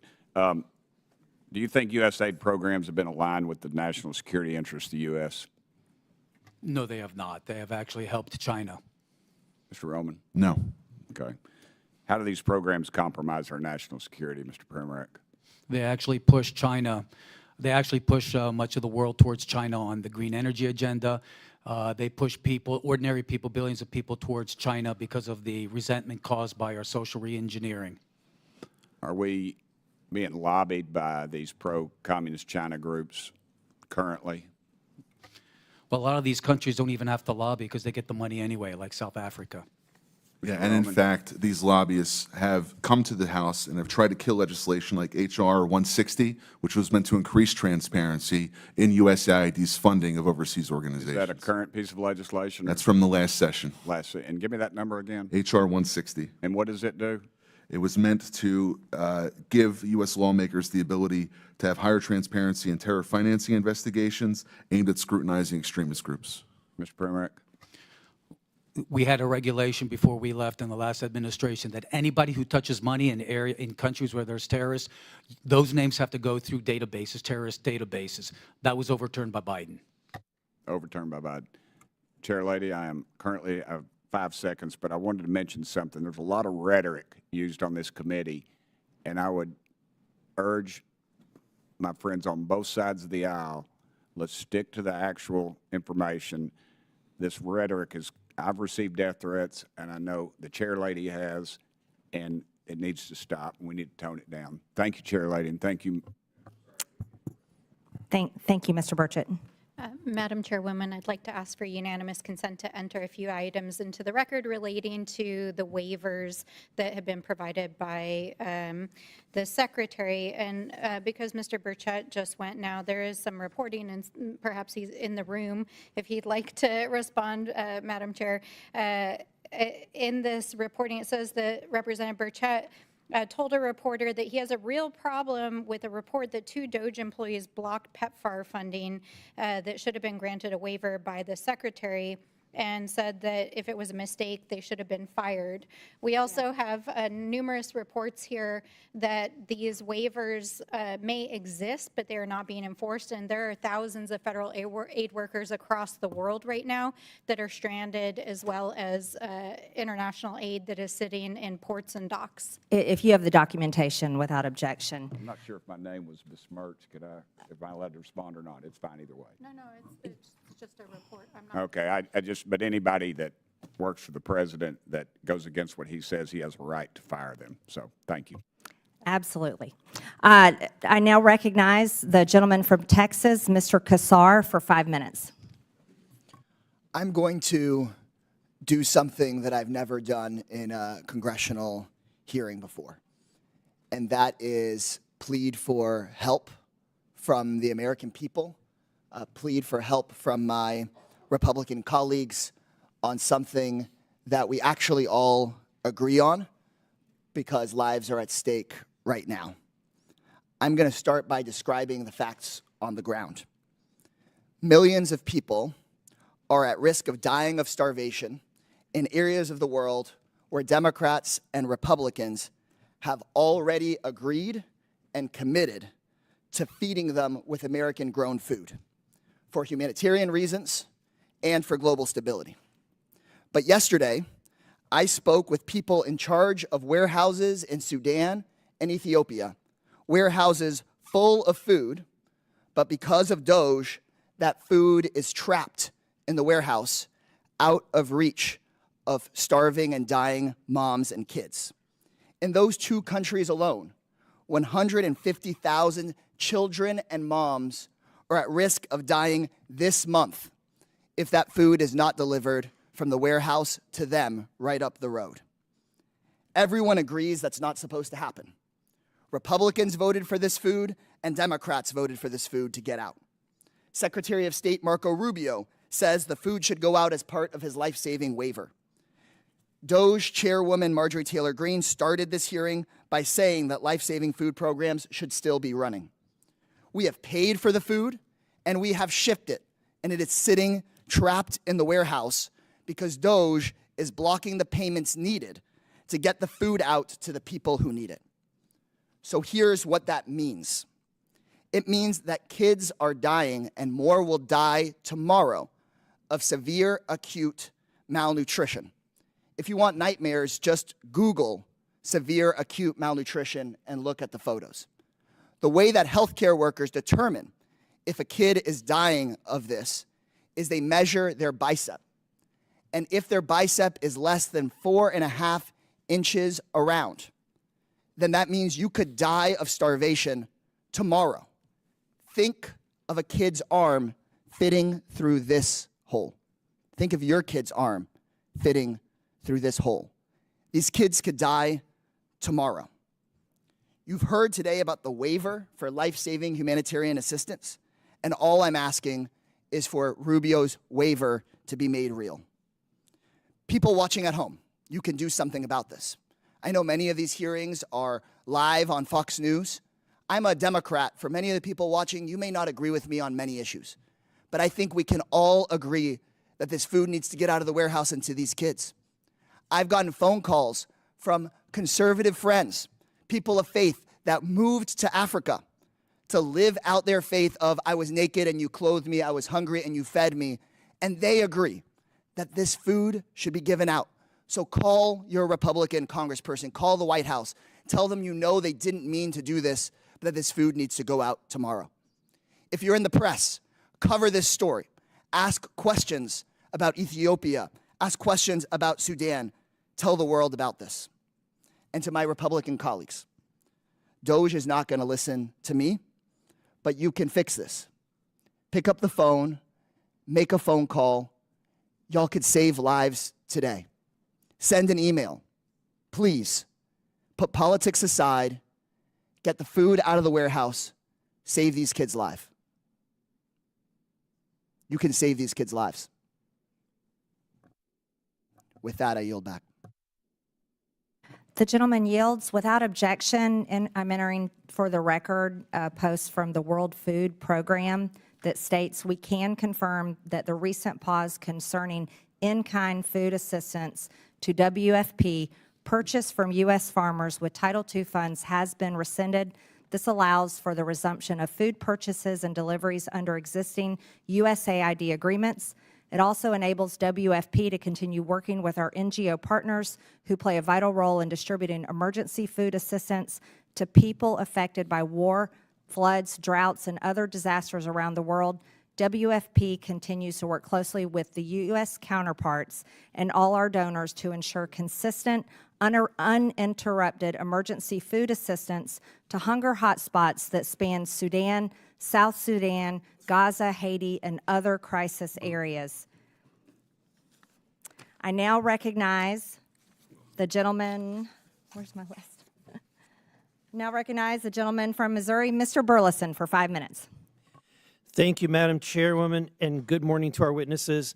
I want to talk a little bit about the difference between real charity and fake charity or phony charity.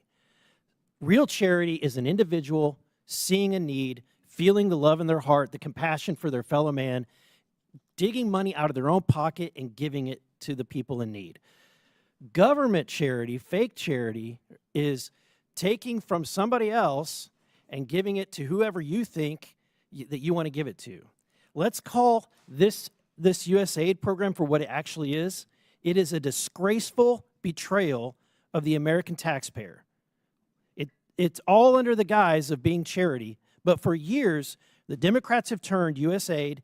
into their personal slush fund, funneling billions of our hard-earned tax dollars into a cesspool of left-wing propaganda, all masquerading under the guise of charitable aid.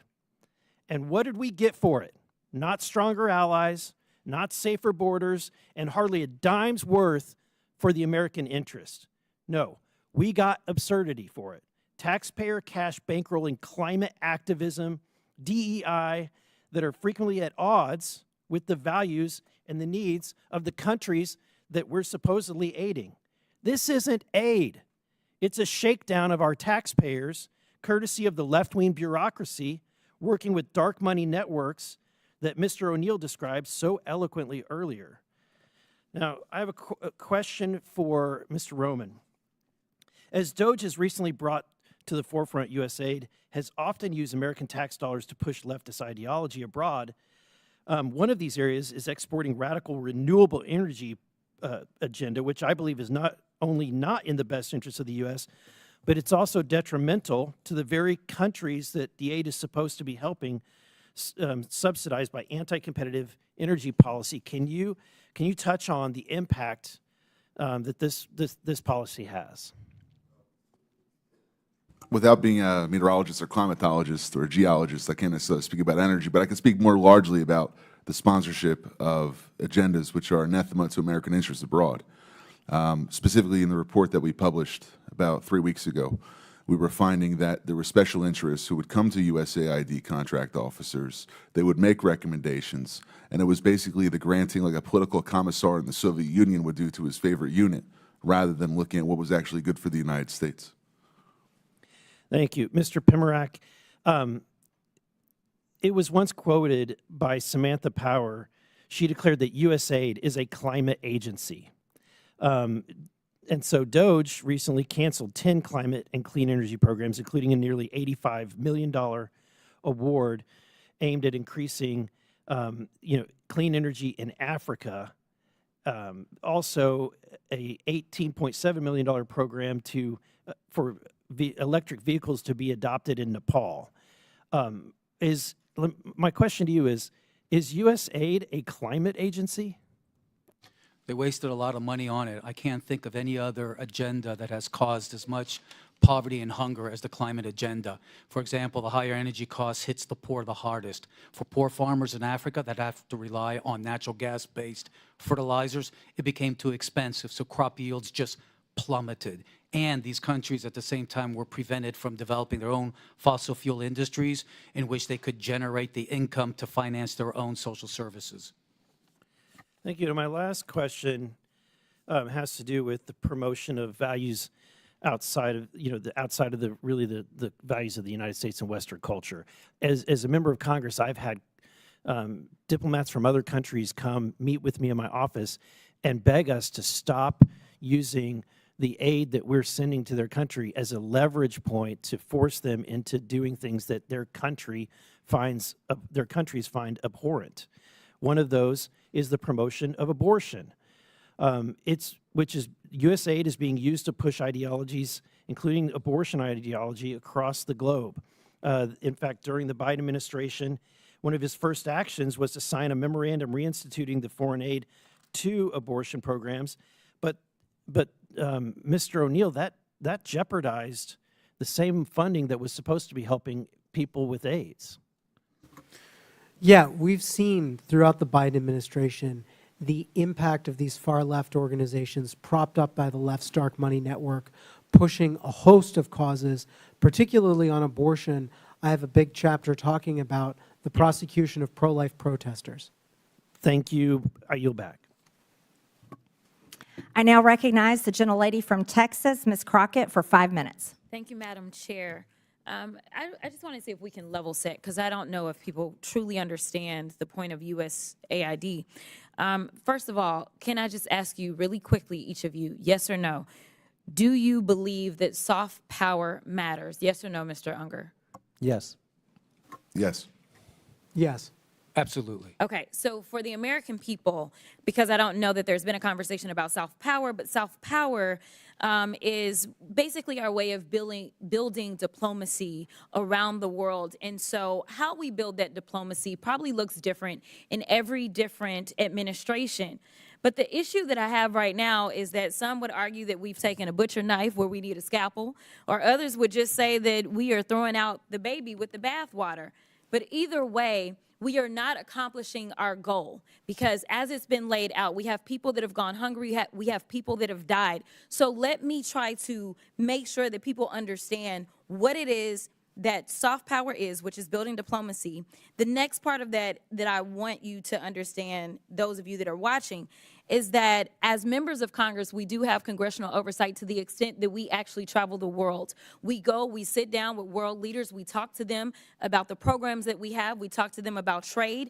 We also have an opportunity to go and visit and talk and see exactly how our dollars are being spent. And if you are a good member of Congress, you do that. And I do want to tell you about an experience in Africa, but I got to get through these other remarks. So if I have a chance, I'm going to tell you why I believe in this with my whole heart.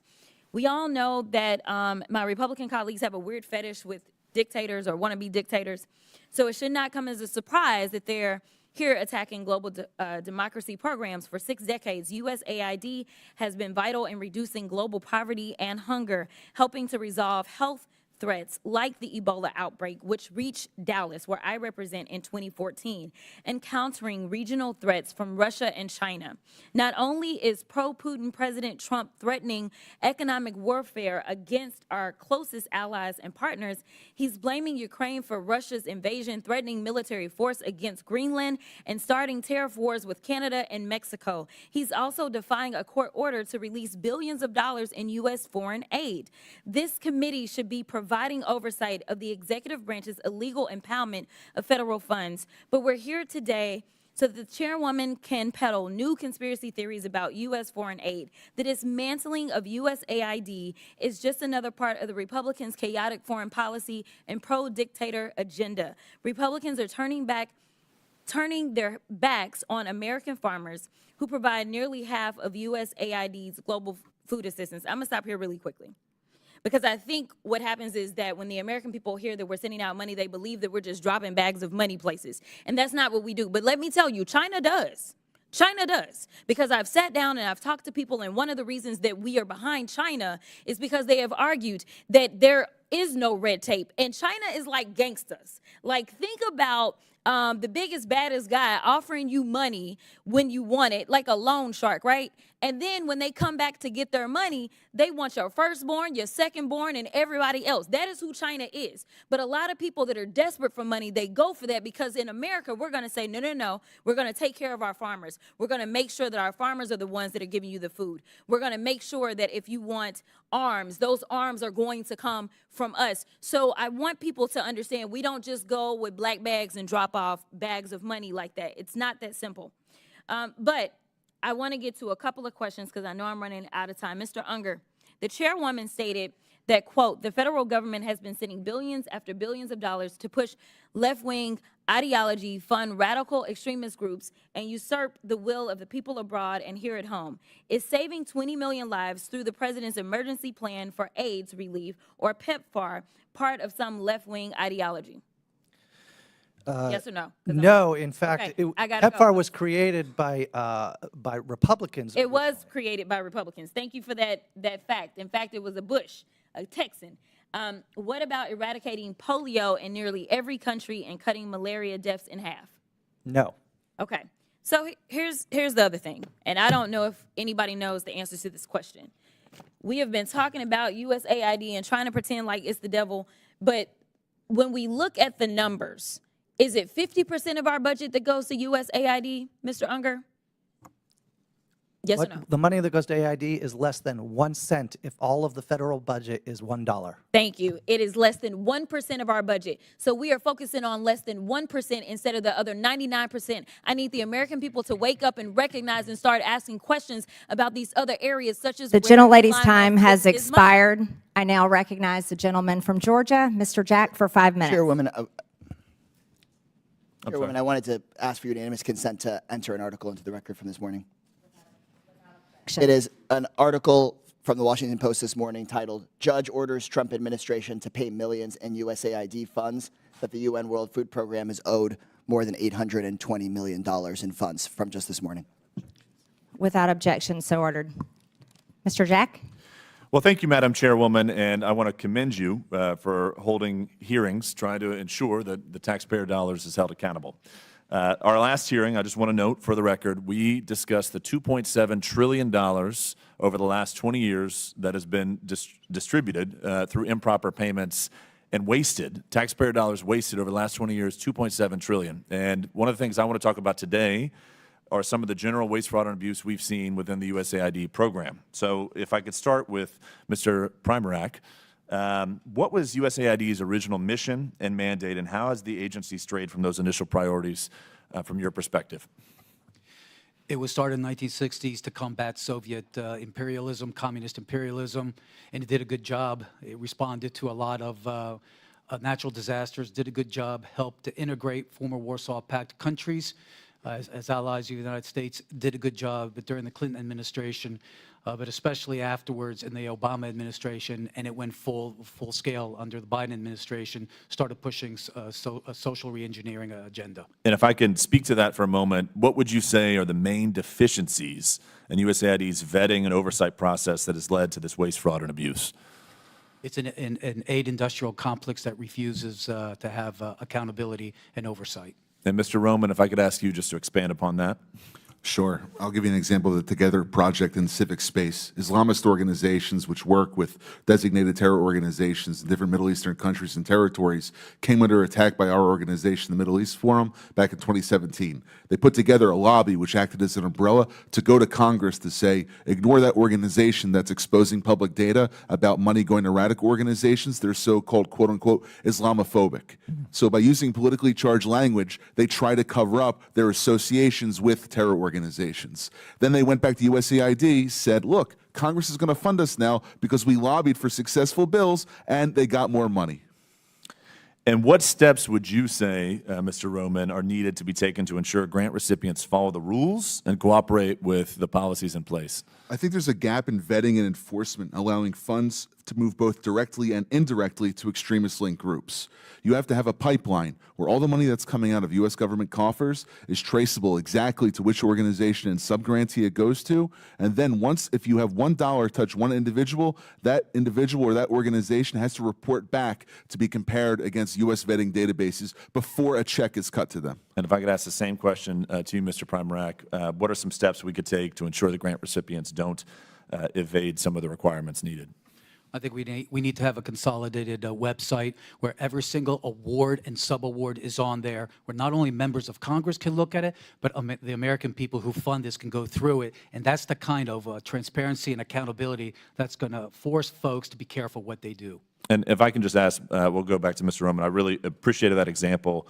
With what time I have left, could you offer any other examples of mechanisms by which entities evaded transparency requirements, something that we all talk about, and we've all seen the egregious spending across the board that's been illuminated by many members of this committee over the last 2 weeks. But when it comes to evading some of these requirements, I want to speak directly to that and enter that into the record to the extent you could share. There's a bifurcation of the problem. One is the organizations which are abusing U.S. taxpayer dollars, but the second is the bureaucrats who are allowing them to get away with it. Sometimes because they're not looking and being blind to the issue. Other times because they're intentionally pursuing an ideological agenda that Congress didn't appropriate or authorize. You have to direct funding to have individuals that are getting money to be able to authorize that money, and the reports on the grants that they make after the funding period is over should also be publicly available rather than just how much money was spent. In addition to that, there is many other individuals and partnerships that go beyond USAID. For instance, foundations supporting extremists, persistent lapses in sanctions enforcement, and also potential violations of U.S. criminal statutes. The report that we put out suggests that funding streams may have contravened laws prohibiting material support to terrorism, sanctions violations, fraud, and false statements, both by the grantees and some of the grantors. Well, I appreciate the testimony from both of you all today and for all witnesses for appearing before the committee. Ultimately, I think what the chairwoman's been trying to do through these hearings is try to ensure that American taxpayer dollars are protected and used to the betterment of American citizens and our interests here in our country, and they're not wasted. And if I could just spend, Madam Chairwoman, the last 20 seconds of my my questioning today noting that we in our committee should have a decorum. And the other side, after our last committee hearing, which should have been a bipartisan issue, talking about waste, fraud, and abuse within government programs going out the door, shortly after that hearing, one of our committee members called for real weapons to be brought to this political debate. And I think that's atrocious. I think that's egregious. And I would just like to note, I will reclaim my time, but I'd just like to note, Madam Chairwoman, that I think you're not recognized, Ms. Stansbury. You're not recognized. Out of time, and you're spreading lies. You're not recognized, Ms. Stansbury. So I will just close by saying we should have more decorum in this, and expect it, especially from the American taxpayers who are paying our salaries to be here. Thank you. Thank you. And I do want to agree with that. There was a member of this committee that went on CNN and said it was time for actual weapons to be used. That is documented. It's on video, and we will not tolerate that type of language and calls for violence on this committee. I now recognize The gentleman from Texas, Mr. Gill, for 5 minutes. Thank you, Madam Chairwoman, and thank you so much for holding this hearing today. We've heard throughout this hearing a bit more of the same shrill calumny against President Trump and Elon Musk that we've been hearing for months now. But I am happy that a few of our colleagues did concede that we need more oversight and auditing of our foreign aid. I'd like to remind them that every time Republicans try to do that and audit where government money is going, they try to stonewall us. So I hope that they will get on board with protecting the American taxpayer.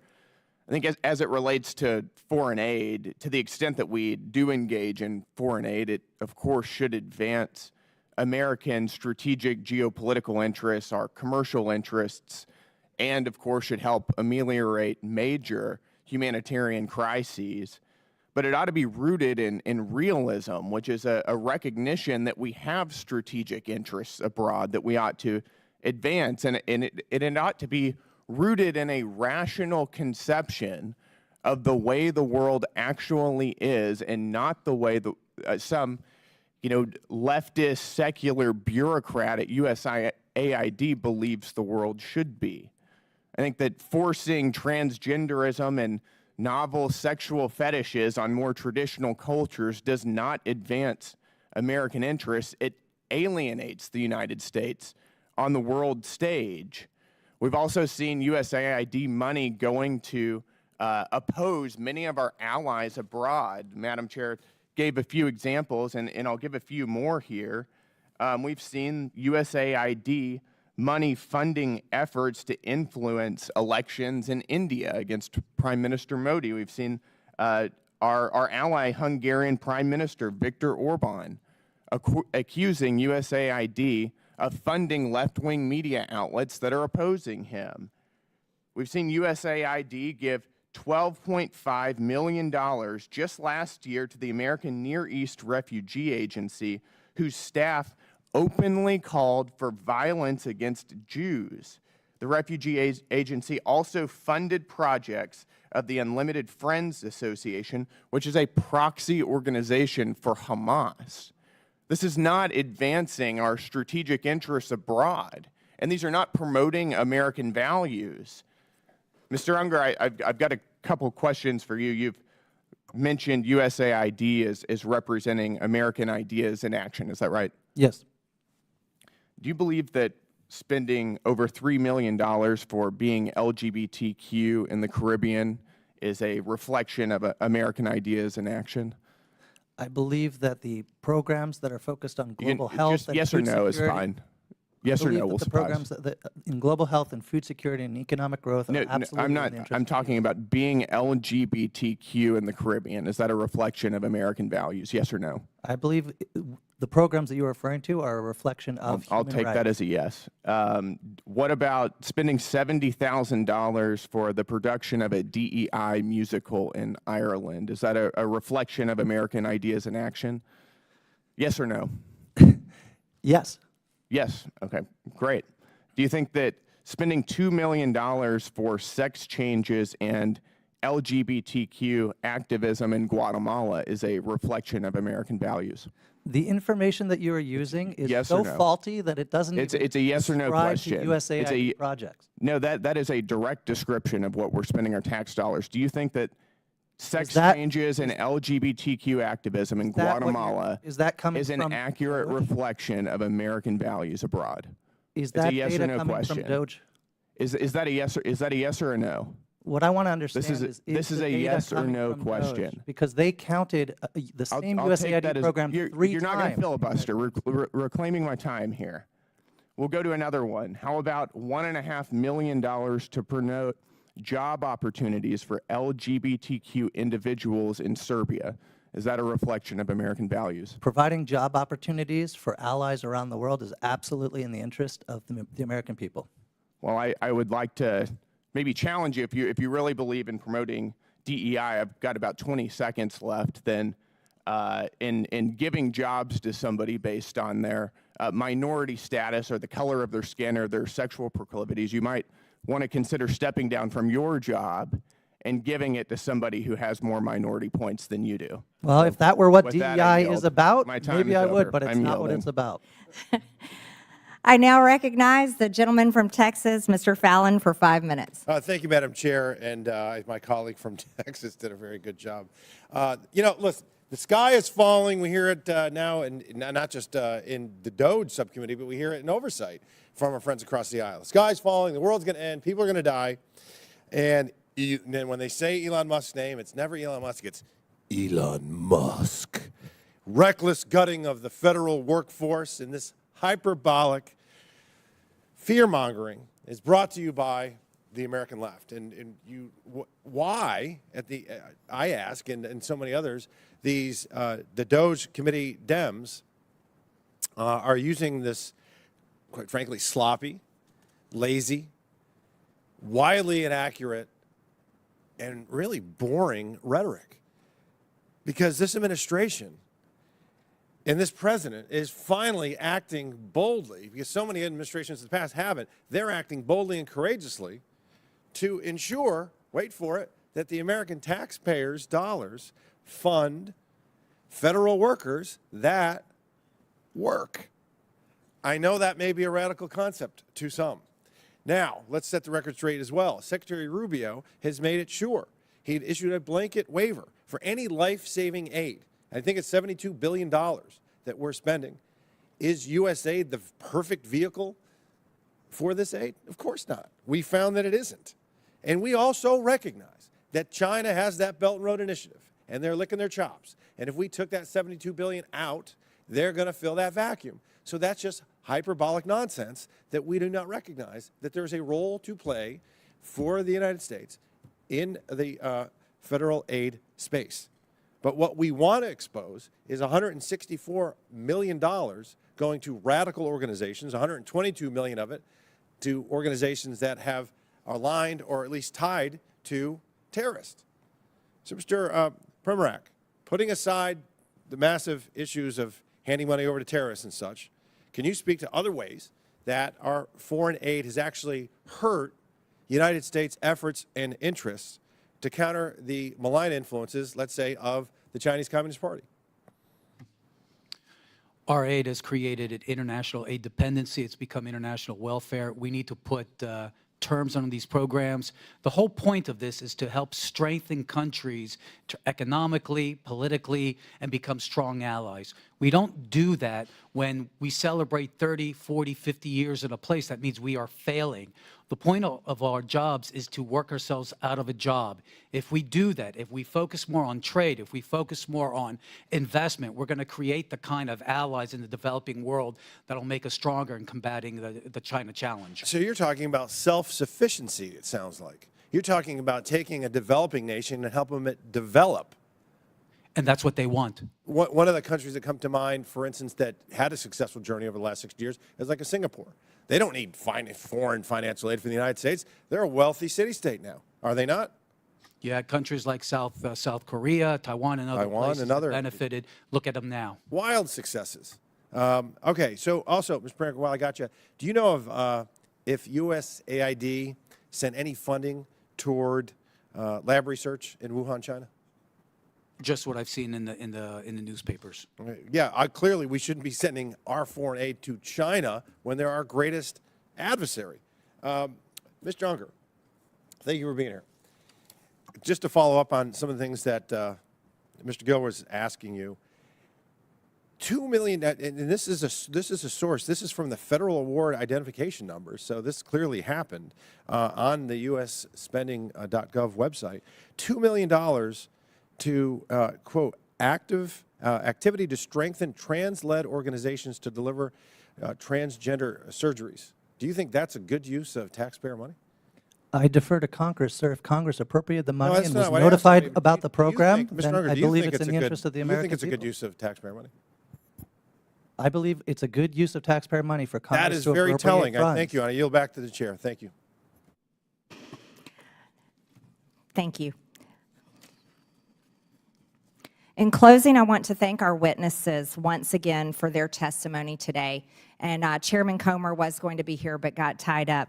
I now yield to the ranking member Stansbury for closing remarks. All right. Well, thank you, Madam Chairwoman. It's always a wild adventure here in the Oversight Committee. And as the language was just used, wild and sloppy is not what's happening in this committee, but what Elon Musk and Donald Trump are doing to our foreign affairs and foreign aid.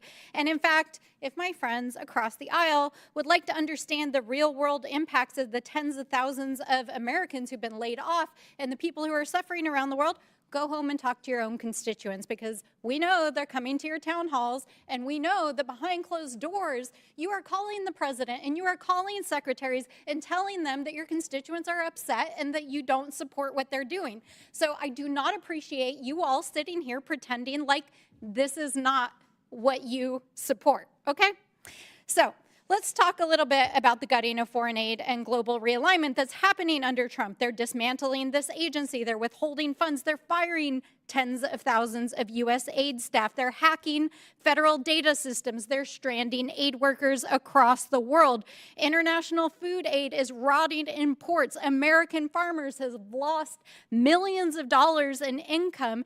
And a global realignment with our foreign adversaries, including Vladimir Putin, is happening at a scale unlike anything we have seen in American history. And the administration knows that these activities are illegal. They know that they've overstepped their constitutional authority. They know they're violating statutory law. They know they're violating appropriations law. They know that they're violating federal employment laws. And they know that they are reversing American foreign policy in a way that we have never seen before. And Donald Trump and his allies are trying to redefine the Constitution by tweet. They're threatening federal judges, intimidating federal employees, and yes, even members of Congress using the Department of Justice. And why? We don't know, because not a single person from the administration has come here to testify in this committee or in any committee about what Doge and Elon Musk are actually doing. And if you look at the so-called transparency that Elon Musk put online, the math does not add up. Talk about wild and sloppy. Our friends across the aisle like to talk about how he's some sort of genius. And this dude couldn't even post a simple spreadsheet that adds up. It's literally off by tens of billions of dollars.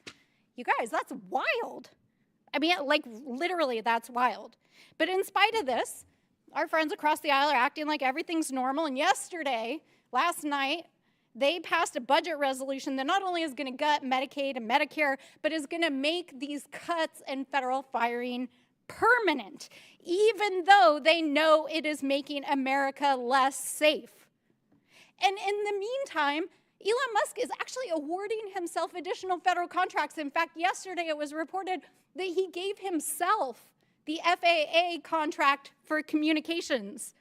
I mean, you guys, this is like graft, waste, fraud, abuse, all of the things. It's happening in front of your eyes, literally, and they are breaking the law while they cozy up to our foreign adversaries. And I know that Donald Trump thinks that he's a king because his social media, of course, he keeps repeating this. But let me say this to you, Mr. Trump. 250 years ago, the people of this great nation rejected a reckless, abusive king, and we won't go back. And for the thousands of federal workers out there, the aid workers, the advocates, and the people around the world who are impacted by these reckless and heartless and harmful and disgusting cuts that are impacting people across the world, know that we see you. We stand with you. We are fighting for you. We are in the courts. We are in Congress. We are in our communities, and we will hold this administration accountable. And we will not abandon our allies or our humanity. So with that, I say to all of you, be strong. We will fight back. I now recognize myself for closing remarks. And threats against the President of the United States will not be tolerated by anyone. And the math does add up. the United States is $36 trillion in debt. $36 trillion. There's plenty of spreadsheets that show that. As a matter of fact, there's a debt clock. You can watch it continue to tick upwards every single day. In fiscal year 2024, the government spent over $1.8 trillion more than it took in. And in fiscal year 2025, the interest on our debt is expected to exceed $1 trillion. That's everybody. I don't care how you vote. The American people do not want to continue to fund these propaganda campaigns, regime changes, terrorist, LGBTQ initiatives, diversity, equity, and inclusion, and other Democrat globalist initiatives. And even if the people did want to continue supporting such causes, guess what? They can support them with their own money through private donations. Because the reality is, everyone, we are flat out broke. If the U.S. government operated like any other private business, which it should, by the way, it would be completely bankrupt and it would be out of business. Last year, we spent almost $2 trillion more than we took in. The United States government is not a charity, and it is not to be used and abused by the bureaucracy to implement the far left's agenda and impose it on the entire world. Again, 96% of all political contributions from U.S.A.I.D. employees go to Democrat Party candidates or PACs. Perhaps that's why we're hearing all the complaining. The revolving door between U.S.A.I.D. employees and NGOs that receive U.S.A.I.D. funding is undeniable. Maybe we should consider investigating whether U.S.A.I.D. funding has made it back to Democrat campaigns. Has it affected elections? The real questions the American people deserve to know answers to are these. Why are we funding 9 out of 10 news outlets in Ukraine? Why was former U.S.A.I.D. Administrator Samantha Power visiting Hungary for the purpose of strengthening democratic institutions when Hungary is a country that is strongly democratic and members of the EU and NATO? Why was U.S.A.I.D. co-funding joint programs with George Soros' Open Society to promote radical social agendas throughout the developing world? Why is U.S.A.I.D. involved in the canceling of elections in Romania? Why is U.S.A.I.D. involved in funding court changes in Albania that resulted in the prosecution of the Albanian opposition leader? Why is U.S.A.I.D. funding censorship laws in Brazil to silence Bolsonaro? Why is U.S.A.I.D. involved in funding the Syrian civil war? What we have learned here today is that U.S.A.I.D. has been used as a tool by Democrats to brainwash the world with globalist propaganda to force regime changes around the world. But if U.S.A.I.D. funded terrorism that resulted in the death of Americans, then this committee will be making criminal referrals. Lastly, if this is the funding that has come from the U.S.A.I.D., the United States Agency for International Development needs to be abolished. With that and without objection, all members have 5 legislative days within which to submit materials and additional written questions for the witnesses, which will be forwarded to the witnesses. If there is no further business without objection, the subcommittee stands adjourned.